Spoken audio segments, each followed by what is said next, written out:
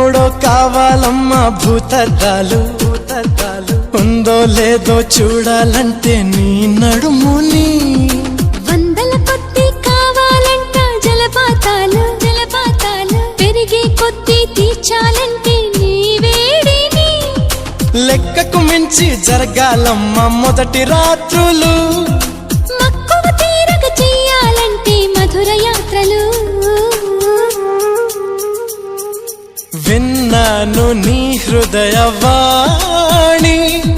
వెన్నెల్లలో నిన్ను చేరని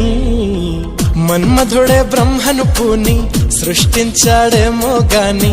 60 కేజీల దుడుకుతనాన్ని అలుపన్నది ఎరుగని రవితేజాన్ని పలికింది ఆకాశవాణి